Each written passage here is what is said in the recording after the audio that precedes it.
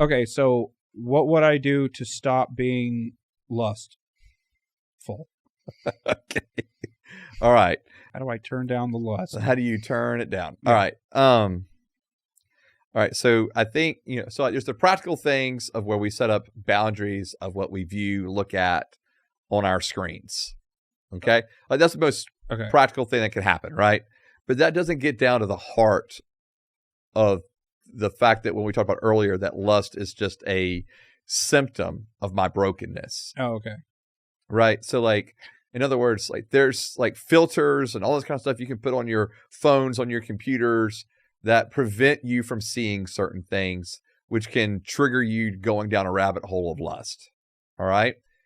But So so you're saying if I watch porn with a filmmaking eye instead of a lustful eye, that's okay? nope. Okay. No, I'm not. If I'm looking for angles and lighting. Nope. Okay. No. All right. Just no.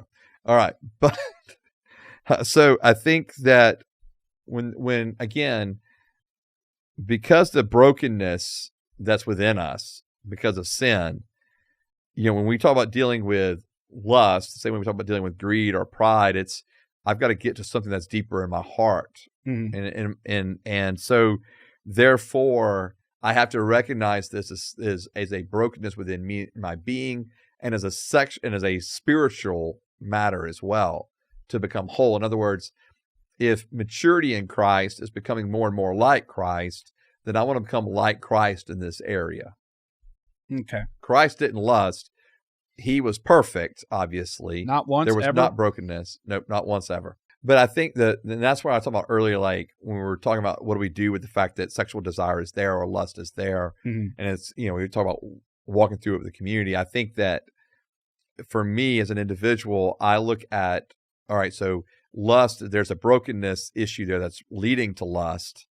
And so therefore, I say I want to, and I think, and I won't go off on this tangent, I think there's an intimacy issue there, a knowing and being known issue there. Okay. And so therefore, I think intimacy with God, being known by God and knowing God is kind of like that first step. Like as I'm growing in my relationship with Christ, as I'm looking more and more, or as I'm discovering more and more of who He is and who I am in Him, it causes me to look more like Christ, but it also causes me to think more like Christ. And that's the thinking part, because I'm in His Word, the Word's renewing my mind. I'm thinking more along the lines of how Jesus would think. But then I also think there's this aspect of the community. There's this aspect of like that Ephesians 5 of I'm going to bring all of this darkness into the light. And I do, you mentioned it earlier, but I do actually think confession is a huge part of this. And, one of the founders of Methodism, John Wesley, John would say that gathering together in groups of, just a few people, what he would call bands, get them together in a few people. And one of the questions is like, have you lusted this week? Right. And then throwing it out. Yeah, I have. This is how, and I'm confessing it, or if you didn't lust, were you tempted to?